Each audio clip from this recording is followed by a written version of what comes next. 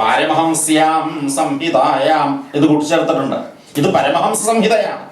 പരമഹംസന്മാര് സദാ പാടി രസിക്കുന്നതായ രസികത്വമാണ് ഈ ശ്രീമദ് ഭാഗവതത്തിൽ. അപ്പൊ ഭാഗവതത്തിന്റെ ആ ഒരു പാരമഹംസ്യ മഹാത്മ്യത്തെ കുറിച്ച് ചിന്തിച്ചു കഴിഞ്ഞാൽ അവസാനമില്ല. ആർക്കും പഠിക്കാവുന്ന ഒരു ലളിതമായ പാഠങ്ങളാണ് ഈ ശ്രീമദ് ഭാഗവതത്തിൽ. അയ്യോ, ഭാഗവതമൊക്കെ പഠിക്കാൻ പുറപ്പെടുക എന്ന് പറഞ്ഞു കഴിഞ്ഞാൽ നമ്മളെ കൊണ്ടൊക്കെ പറ്റുമോ? നമ്മൾ അത്രയ്ക്കൊന്നും വലിയ പഠിപ്പുള്ളവരല്ലല്ലോ. ഇംഗ്ലീഷൊക്കെ കുറച്ച് പഠിച്ചിട്ടുണ്ട്, അമേരിക്കയിലൊക്കെ എത്തിയിട്ടുണ്ടാച്ചാലും വേണ്ടില്ല. സംസ്കൃതം ഒന്നും അടുത്തുകൂടി പോയിട്ടില്ല. വേണ്ട, സംസ്കൃതം ഒന്നും അടുത്തുകൂടി പോകേണ്ട ആവശ്യമില്ല. വേദാന്ത വിഷയങ്ങളിലൊന്നും ഡിഗ്രി നേടേണ്ട ആവശ്യമില്ല. ഭാഗവതം പഠിക്കാനുള്ള യോഗ്യത ഒന്ന് മാത്രമാണ്. ഒരേ ഒരു ഡിഗ്രി നിങ്ങൾക്കുണ്ടോ, നിങ്ങൾക്ക് ഭാഗവതം പഠിയും എന്നാണ് വേദവ്യാസൻ ഭാഗവതത്തിന്റെ തുടക്കത്തിൽ പറയണത്. എന്താണ് ഭാഗവതം പഠിക്കാൻ വേണ്ടതായ യോഗ്യത? നിർമ്മത്സരാണാം സദാം വേദ്യം. നിർമ്മത്സരന്മാരായ സത്തുക്കൾക്ക് വേദ്യമായതാണ് ഈ ശ്രീമദ് ഭാഗവതം. നമ്മുടെ മനസ്സിലുള്ള മാത്സര്യം, ഞാനോ നീയോ എന്നുള്ളതായ ചിന്ത കുറച്ചൊന്ന് മാറ്റിവെക്കാൻ സാധിച്ചു കഴിഞ്ഞാൽ ആ മാനസിക അവസ്ഥയിൽ മനസ്സിലാവാവുന്നതാണ് ശ്രീമദ് ഭാഗവതം. ഇനി മറ്റു ഡിഗ്രികൾ വരുന്നുണ്ടെച്ചാലും വേണ്ടില്ല, മനസ്സ് അത്തരത്തിലൊരു മത്സര ബുദ്ധിയോട് കൂടിയതാണ്. ഇരുന്ന് കേൾക്കാന്ന് മാത്രമേ ഉള്ളൂ, പഠിക്കാന്ന് മാത്രമേ ഉള്ളൂ, റെക്കോർഡ് ചെയ്ത ഉള്ളിൽ അങ്ങനെ എപ്പോ വേണമെങ്കിലും പ്ലേ ചെയ്യാന്ന് മാത്രമേ ഉള്ളൂ. ഒന്നും മനസ്സിലാക്കിക്കൊള്ളണമെന്നില്ല. ഭാഗവതത്തിന്റെ ആശയം മനസ്സിലാവാൻ അത്തരത്തിലൊരു മനസ്സുണ്ടാവുകയേ വേണ്ടൂ. മത്സര ബുദ്ധിയില്ലാത്ത മനസ്സുള്ളവർക്ക് എല്ലാവർക്കും ആസ്വദിക്കാവുന്നതാണ് ഈ ശ്രീമദ് ഭാഗവതം. അഥവാ അങ്ങനെ ഒരു മനസ്സുണ്ടെങ്കിലേ നമ്മൾ ഭാഗവതത്തിന് മുമ്പിൽ തന്നെ എത്തിപ്പെടുള്ളൂ. മഹാത്മ്യത്തിൽ പറയണ ഒരു സംഭവമാണത്. ഭാഗവത മഹാത്മ്യം എന്ന പത്മപുരാണത്തിലെ ഉത്തരഖണ്ഡത്തിലെ ആ ചിത്രീകരണത്തിലെ ഒരു സീനാണത്. ഗംഗാതീരത്ത് ആദ്യമായി ഭാഗവത സപ്താഹയജ്ഞം വേദവ്യാസപുത്രനായ ശ്രീ ശുകബ്രഹ്മർഷി ആചാര്യനായി വന്ന് ആരംഭിക്കണോ. ശ്രോതാവായി ആ ഗുരുനാഥന്റെ അടുത്ത് തന്നെ പരീക്ഷിത്ത് എന്ന അന്നത്തെ ഭാരത ചക്രവർത്തി കാതോർത്തിരിക്കുന്നു. പാണ്ഡവരുടെ പൗത്രനാണ് പരീക്ഷിത്ത് മഹാരാജാവ്. 7-ാം ദിവസം തക്ഷകന്റെ കടികൊള്ളും എന്ന വാർത്ത, ശാപവാർത്ത മുൻകൂട്ടി അറിയാൻ സാധിച്ചപ്പോഴാണ് ഭരണം പുത്രനെ ജനമേജനെ ഏൽപ്പിച്ച് ഗംഗാതീരം വിട്ട്, യമുനാതീരം വിട്ട്, ഇന്ദ്രപ്രസ്ഥം വിട്ട്, ഹസ്തിനാപുരം വിട്ട് ഗംഗാതീരത്ത് വന്നിരുന്നതും അവിടേക്ക് അനേക മഹർഷിമാര് വന്ന് 7-ാം ദിവസം മരണം ഉറപ്പായ ഈ ഭാരത ചക്രവർത്തിയെ എങ്ങനെ രക്ഷപ്പെടുത്താം എന്ന് ഓരോരുത്തരും പരസ്പരം ചർച്ച ചെയ്യണതും. അപ്പൊ പരീക്ഷിത മഹാരാജാവ് അവരോട് പറഞ്ഞു, എന്റെ കാര്യത്തിൽ നിങ്ങളിങ്ങനെ ചർച്ചയ്ക്ക് പുറപ്പെട്ടിട്ട് സമയം കളയേണ്ട ആവശ്യമില്ല. എനിക്ക് ഓരോ നിമിഷവും വളരെ വിലപ്പെട്ടതാണ്. അതുകൊണ്ട് എന്റെ മുമ്പിൽ എന്റെ കൃഷ്ണന്റെ കഥ, എന്നെ അമ്മയുടെ ഗർഭത്തിൽ വസിക്കുമ്പോൾ തന്നെ രക്ഷിച്ചതായ ആ ശ്രീകൃഷ്ണന്റെ കഥ ആരെങ്കിലും പറഞ്ഞു തരൂ എന്ന് പരീക്ഷിത്ത് അപേക്ഷിച്ചപ്പോഴാണ് ശ്രീ ശുകമഹർഷി വേദവ്യാസപുത്രൻ ഭാഗവത പാട്ടും പാടിയും കൊണ്ട് ആ ഗംഗാതീരത്തേക്ക് എത്തിച്ചേർന്നത്. ആ ശ്രീ ശുകമഹർഷിയോട് പരീക്ഷിത മഹാരാജാവ് ചോദിച്ച ചോദ്യം, മനുഷ്യന്റെ മർത്യൻ എന്നുള്ള സംസ്കൃത വാക്കിനർത്ഥം മരണ സ്വഭാവത്തോടു കൂടിയവൻ, എപ്പോഴും മരിച്ചുകൊണ്ടിരിക്കുന്ന, മാറിക്കൊണ്ടിരിക്കുന്ന, പരിണാമത്തിന് വിധേയമായ ശരീരത്തോടു കൂടിയ ഈ ശരീരമുള്ളപ്പോൾ ഏതൊരു പ്രവൃത്തി ചെയ്യണം, ഏതൊരു പ്രവൃത്തി ചെയ്താൽ ശാന്തിയും സമാധാനവും കിട്ടും, ഏതൊരു പ്രവൃത്തി ചെയ്യരുത്, ഏതൊരു പ്രവൃത്തി ചെയ്താലുള്ള ശാന്തി ഇല്ലാണ്ടാവും, സമാധാനം ഇല്ലാണ്ടാവും. അപ്പോൾ ചെയ്യേണ്ടതെന്ത്, ചെയ്യരുതാത്തതെന്ത്, വേണ്ടതെന്ത്, വേണ്ടാത്തതെന്ത്, ഇതിനാണ് തിരിച്ചറിവ് എന്ന് പറയുക. അറിവ് കുറെ ഉണ്ടാവുന്നതിനേക്കാൾ ഈ ഒരു തിരിച്ചറിവാണ് ഉണ്ടാവേണ്ടത്. അത്തരത്തിൽ തിരിച്ചറിവുണ്ടാവാൻ, വിവേകമുണ്ടാവാൻ എന്താ വേണ്ടതെന്നാണ് 7-ാം ദിവസം തന്റെ മരണത്തെക്കുറിച്ചുള്ളതായ പരിഭ്രമവുമായിട്ട് എങ്ങനെ മരണത്തിൽ താൻ രക്ഷപ്പെടും എന്നുള്ള ചോദ്യമല്ല, മർത്യന്റെ കർത്തവ്യം എന്താണ് എന്നുള്ള ചോദ്യമാണ്. ആ ചോദ്യത്തിന് ഉത്തരമായി ശ്രീ ശുകബ്രഹ്മർഷി ഭാഗവത കഥകൾ ഇതാ പറയാനായിട്ട് ആരംഭിക്കുന്നു. ഈ ചോദ്യത്തിന് ഉത്തരം ഭാഗവതത്തിൽ നിന്ന് കിട്ടും. ഭാഗവതം ശ്രദ്ധിച്ചു കേട്ടുകഴിഞ്ഞാൽ അത് ഈ ചോദ്യത്തിന്റെ വ്യക്തമായ ഉത്തരമാണ്. ഇത്തരം ചോദ്യം ചോദിക്കണവരോട്, വിവേകമുണ്ടാവാൻ എന്താ വേണ്ടത് എന്ന് ചോദിക്കണവരോട് ഉത്തരം പറയാൻ വേണ്ടിയിട്ടാണ് എൻ്റെ അച്ഛൻ വേദവ്യാസൻ ഭാഗവതം എന്ന മഹാപുരാണം എഴുതിയത്. അങ്ങനെ ഭാഗവതത്തിന്റെ സുഖപരീക്ഷൽ സംവാദം ആദ്യ സപ്താഹ വേദിയിലെ സപ്താഹത്തിന്റെ ആ തുടക്കത്തിൽ ഒരു സംഭവം ഉണ്ടായി. ആ സംഭവമാണ് ഇവിടെ മാഹാത്മ്യത്തിൽ ആദ്യമായിട്ട് സൂതൻ വിവരിക്കുന്നത്. ആ സംഭവം നേരിട്ട് കണ്ടാൾ അദ്ദേഹം. ആദ്യ സപ്താഹത്തിലെ വേദിയിലെ പരീക്ഷത്തിന്റെ തൊട്ടടുത്ത് ഇരുന്നേർന്ന ആളാണ് ഈ സൂതൻ. സൂതൻ എന്ന് പറഞ്ഞാൽ പൗരാണികൻ, പുരാണ കഥകളൊക്കെ പറഞ്ഞു തരുന്ന ആൾക്കാണ് സൂതൻ എന്നുള്ളതായ പേര്. ഇവിടെ ഭാഗവതത്തിൽ സൂത ഉവാച എന്നിങ്ങനെ ആവർത്തിച്ച് കുറെ കാണാം. ആ സൂതന്റെ പൗരാണികന്റെ പേര് ഉഗ്രശ്രവസ് എന്നാണ്. ആ ഉഗ്രശ്രവസിന്റെ അച്ഛൻ രോമഹർഷണനാണ് വേദവ്യാസന്റെ നേരിട്ടുള്ള ശിഷ്യൻ. അദ്ദേഹം മറ്റു പുരാണാദികളും ഭാരതാദികളും ഒക്കെ പഠിച്ച ആള്. പുത്രനായിട്ടുള്ള ഉഗ്രശ്രവസാണ് ഭാഗവതം പഠിച്ച ആളും. ആ ഭാഗവതം പഠിക്കാൻ കിട്ടിയ അവസരം ഗംഗാതീരത്തുള്ള ആദ്യത്തെ സപ്താഹ വേദിയായിരുന്നു.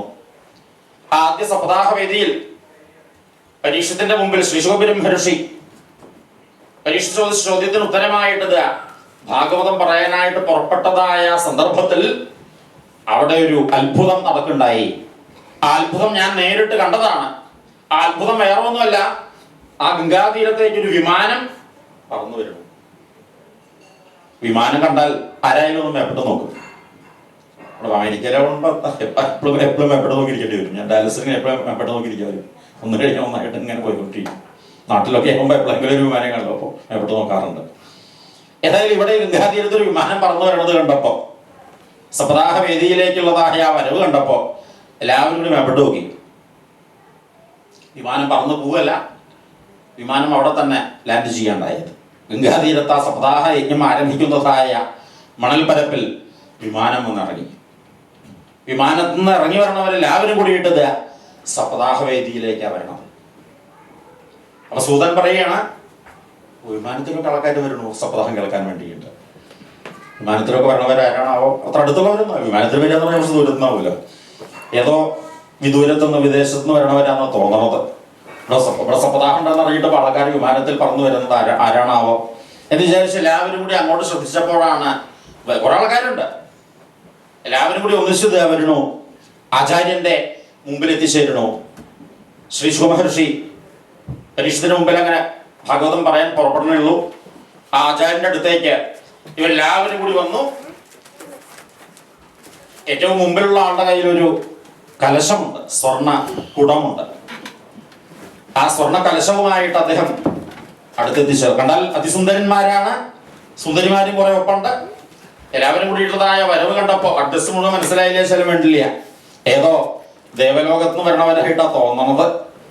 സത്യത്തിൽ അവർ ദേവലോകത്ത് നിന്ന് വരണവരായിരുന്നു, സ്വർഗത്തു നിന്ന് വരണവരായിരുന്നു. സ്വർഗത്തിലെ ദേവാദികളുടെ നേതാവായ ഇന്ദ്രനാണ് ഏറ്റവും മുമ്പില്.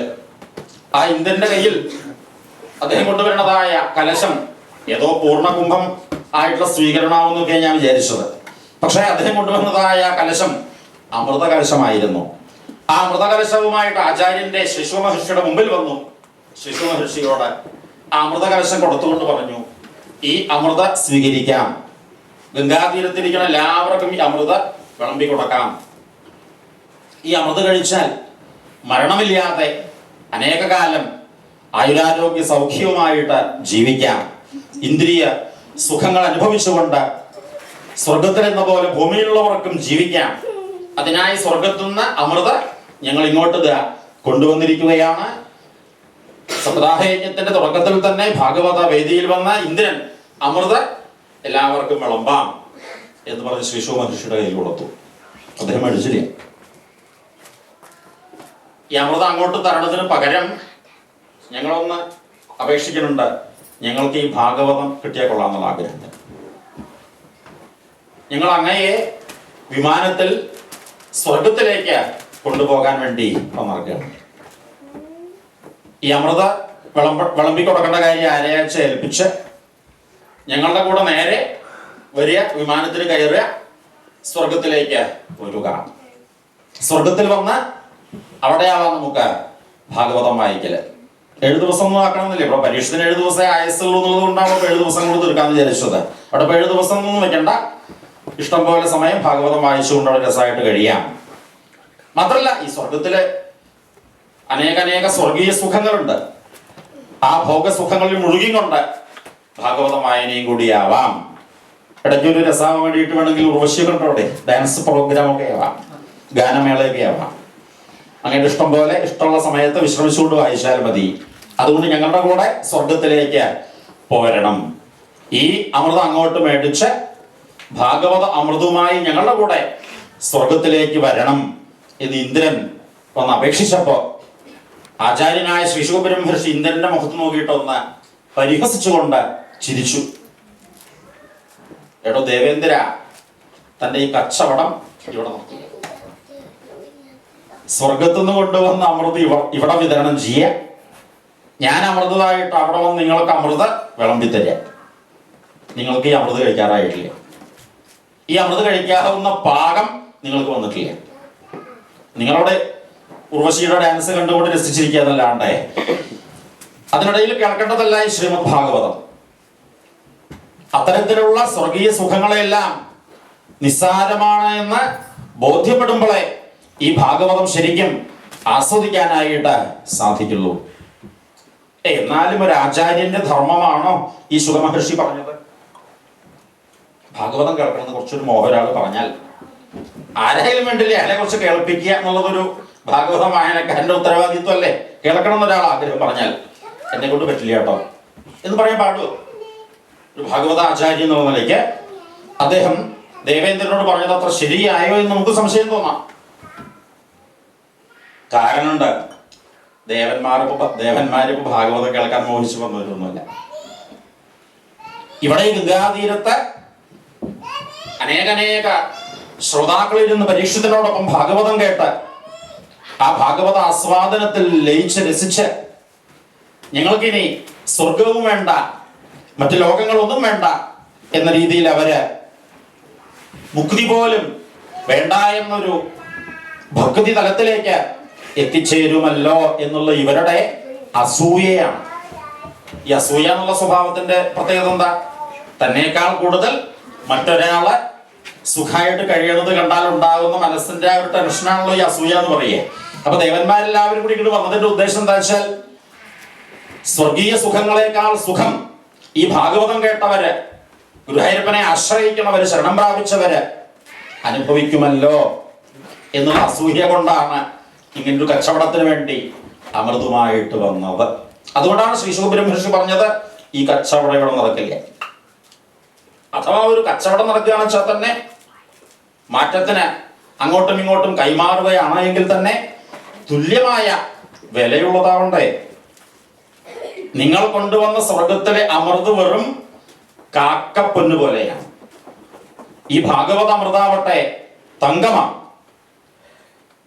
ഈ പത്തരമാറ്റ് തങ്കമാകുന്ന ഭാഗവതത്തെ നിങ്ങൾ കൊണ്ടുവന്നതായ ഈ ഗോൾഡ് കവറിങ് ആഭരണം കൊടുത്തിട്ട് ഒറിജിനൽ സ്വർണം മേടിക്കാൻ ഒരാൾ പുറപ്പെട്ടു കഴിഞ്ഞാൽ ജ്വല്ലറിക്കാരൻ നേരെ പോലീസ് സ്റ്റേഷനിലേക്ക് ഫോൺ ചെയ്യുക. എന്നതുപോലെ നിങ്ങൾ കൊണ്ടുവന്നതായ ഈ അമൃതും ഞാനിവിടെ വിളമ്പാൻ പോകുന്നതായ ഈ ഭാഗവതാമൃതും തമ്മിൽ എന്തെങ്കിലും ഒരു തുല്യത ഉണ്ടാവണ്ടേ, സാമ്യം ഉണ്ടാവണ്ടേ? ഒരു തരത്തിലും സാമ്യമില്ല എന്നതുകൊണ്ടും നിങ്ങളുടെ ഈ കച്ചവടം നടക്കില്ല എന്നുള്ളതുകൊണ്ടും നിങ്ങളുടെ കൂടെ സ്വർഗത്തിലേക്ക് വരാൻ ഞാൻ ഇപ്പോൾ തയ്യാറല്ല. ഇനി ഏത് VVIP ടിക്കറ്റ് എടുത്തുകൊണ്ട് എന്നെ മുമ്പിൽ ഇരുത്താച്ചാലും വേണ്ടില്ല, വിമാനത്തിൽ പറഞ്ഞിട്ടൊന്നും ഞാൻ സ്വർഗത്തിൽ വരാൻ തയ്യാറില്ല. അല്ല, നിങ്ങൾ ഭാഗവതം കേൾക്കാൻ മോഹിച്ചു വന്നവരാണ് വെച്ചാൽ പറഞ്ഞു തരാൻ എനിക്ക് സന്തോഷമുള്ളൂ. ഭാഗവതം കേൾക്കാൻ വളരെ മോഹിച്ചുകൊണ്ടാണ് സ്വർഗത്തു നിന്ന് ഇങ്ങോട്ട് വിമാനത്തിൽ ടിക്കറ്റ് ഒക്കെ എടുത്ത് വന്നത് വെച്ചാൽ നിങ്ങൾ കേൾക്കണ എനിക്ക് വിരോധമില്ല. പക്ഷെ ഇപ്പൊ സ്വർഗത്തിലേക്ക് വരാനോ അവിടെ ഒരു സപ്താഹം നടത്താനോ ബുക്ക് ചെയ്യാൻ പുറപ്പെട്ടാൽ നടപ്പുള്ള കാര്യമില്ല. ഞാനിവിടെ ഇതാ പരീക്ഷത്തിന്റെ മുമ്പിൽ ഭാഗവതം പറയാനായിട്ട് തുടങ്ങണേ ഉള്ളൂ. 7 ദിവസം ഇവിടെ തന്നെ ഇരുന്നത് പറയുകയും ചെയ്യും. അത്ര കേൾക്കാൻ തയ്യാറായിട്ട് കാതോർത്തിരിക്കുകയാണ് പരീക്ഷിത്തും ഇവിടെ ഗംഗാതീരത്തുള്ള അനേക ശ്രോതാക്കളും. ഇവരുടെ കൂട്ടത്തിൽ നിങ്ങൾക്കും ഇരുന്ന് കേൾക്കാൻ മോഹമുണ്ടെങ്കിൽ കേൾക്കണതിന് എനിക്ക് സന്തോഷമേ ഉള്ളൂ. അതുകൊണ്ട് ദേവന്മാരെ, ഭാഗവതം കേൾക്കാൻ ആഗ്രഹിച്ചു വന്നവരാണ് വെച്ചാൽ നിങ്ങൾക്കും ഈ സദസ്സിൽ ഇരിക്കാം. ഇനി ദേവന്മാര് എന്നുള്ളൊരു പ്രത്യേക പരിഗണന വെച്ചുകൊണ്ട് മുമ്പിൽ തന്നെ വേണമെങ്കിൽ ഒരു VIP സീറ്റ് അറേഞ്ച് ചെയ്യാം. ഉണ്ടായിരിക്കണം മാത്രമേ ഉള്ളൂ. ദേവന്മാരെ ശരിയാവില്ല. അതുകൊണ്ട് നിങ്ങൾക്ക് മുമ്പിൽ തന്നെ ഒരു സീറ്റ് അറേഞ്ച്മെന്റ് ചെയ്യാം എന്നൊക്കെ ഗുരുനാഥനായ ശ്രീ സുബ്രഹ്മണ്യ മഹർഷി പറഞ്ഞതായ അവസരത്തിൽ ദേവന്മാര് തമ്മിലൊന്ന് നോക്കി നമ്മൾ വിചാരിച്ചു നടക്കില്ല എന്നുള്ള കാര്യം ഉറപ്പായി. അദ്ദേഹം അങ്ങോട്ടൊന്നും വരാൻ ബുക്ക് ചെയ്യാൻ പുറപ്പെട്ടാൽ കൂട്ടാക്കില്ല എന്നുള്ള കാര്യം ഉറപ്പായി. ഞാൻ കുറച്ചേരം ഇരുന്ന് നോക്കുകയല്ലേ, അല്ല ഇത്രയൊക്കെ നമ്മളവിടെ കഴിക്കണ അമൃതനേക്കാൾ അമൃത രസമാണ് ഭാഗവതമെങ്കിൽ അതൊന്ന് കേട്ടു നോക്കുകയല്ലേ എന്ന് വിചാരിച്ചിട്ട് ഏതെങ്കിലും ഒരു ദേവൻ അവിടെ ഇരിക്കലുണ്ടായില്ല. ഒരൊറ്റ ദേവൻ പോലും അവിടെ ഇരിക്കലുണ്ടായില്ല. ഈ വന്നവര് വന്ന പോലെ ഒരൊറ്റ പോക്കുണ്ടായത്, വിമാനത്തിൽ കയറി സ്വർഗത്തിലേക്ക് തന്നെ. എന്തുകൊണ്ട്? ദേവാനാമപി ദുർലഭം, ദേവന്മാർക്ക് പോലും ദുർലഭമായതാണ്. സ്വർഗത്തിൽ പോയിട്ട് സുഖമായിട്ട് ഇങ്ങനെ കഴിയണവർക്കൊന്നും കേൾക്കാൻ സാധിക്കണതല്ല ശ്രീമദ് ഭാഗവതം. കാരണം അവർ വന്നത് മത്സര ബുദ്ധിയോടുകൂടിയിട്ടാണ്. നമ്മളെക്കാൾ കൂടുതൽ ഭാഗവതം കേട്ട് മറ്റുള്ളവരെ സുഖം അനുഭവിക്കുകയില്ലേ എന്നുള്ളതായ മാത്സര്യ ബുദ്ധിയോട് കൂടിയിട്ടാണ് അവർ വന്നത് എന്നതുകൊണ്ട് അവർക്ക് ഒരാൾക്കും അവിടെ ഇരിക്കാനുള്ളതായ ഒരു മനസ്ഥിതി ഉണ്ടായില്ല. അവരെല്ലാവരും നേരെ സ്വർഗത്തിലേക്ക് തന്നെ ഇതാ വിമാനത്തിൽ തിരിച്ചു പോകണതായ കാഴ്ച കണ്ടപ്പോഴാണ് മഹർഷിമാരെ, ശൗനകാദി മഹർഷിമാരെ സൂതൻ പറയുകയാണ്, എനിക്ക് മനസ്സിലായത് ഭാഗവത്തിന്റെ മഹാത്മ്യം. ദേവാനാമപി ദുർലഭം, ദേവന്മാർക്ക് പോലും ദുർലഭമായതാണ്.